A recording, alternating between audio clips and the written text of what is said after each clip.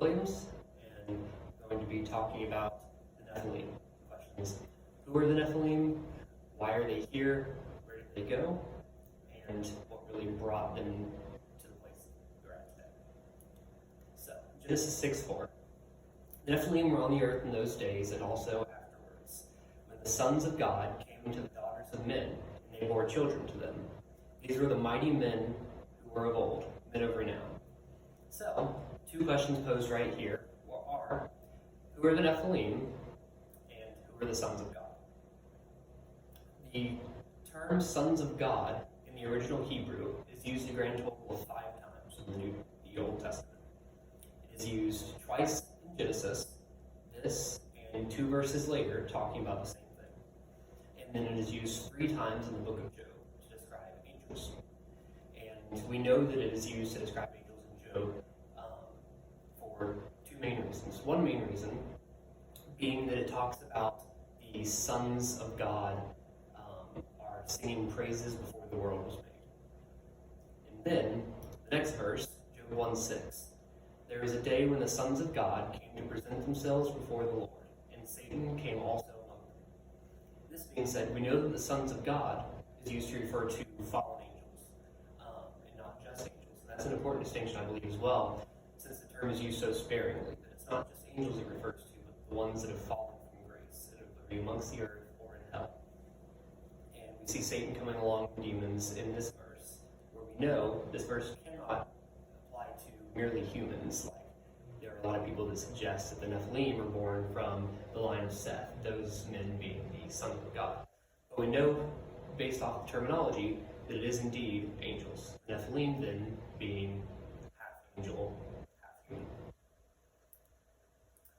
Then, there we saw the Nephilim, the sons of Anak, who come from the Nephilim, and we seemed to ourselves like grasshoppers, and so we seemed to them.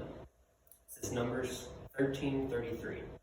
Here we're introduced to a new term, Anak, who is one of the Nephilim, a giant of the time.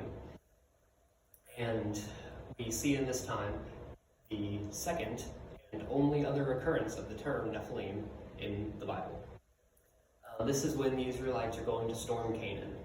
And before they do, the spies come back and start telling the stories of everything that happens. And we see from that the Nephilim are giants, and that everyone else is like grasshoppers. So we know that the half-angel, half-human people are giants of the time. And so we are gleaming a little more insight into who they really are. Next, Joshua 11:22.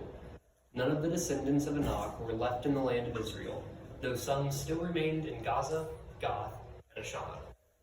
So, from this we see that the Israelites, after taking Canaan, drove out all of the Nephilim, all the descendants of Anak that were left. It doesn't mention any other groups of people that resided in Canaan at the time, though.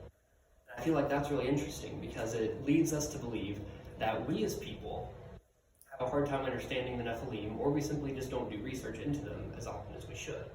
Because in this day and age, after storming Canaan, taking the Promised Land, the first thing that they decided to do was get rid of the Nephilim in all of their existence from their new city. Knowing that these half-demon, half-human hybrids were an abomination to the sight of God, to the sight of man, to the sight of everybody that loves and worships him. So I feel like it's a very interesting thing that they emphasize so heavily their attack on these groups of people. Next we see 1 Samuel 17:4, a man named Goliath from the city of Gath. We saw these descendants of Anak go in the last verse. Came out from the Philistine camp to challenge the Israelites. He was nearly 3 meters tall.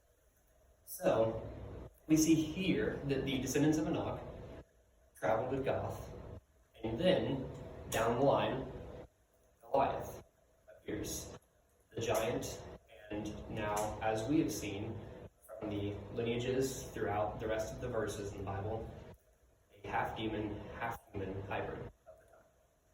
Which I feel like is very interesting, as we hear in the Bible, and it's described many times throughout that Goliath was the giant that was tearing through the Israelite army.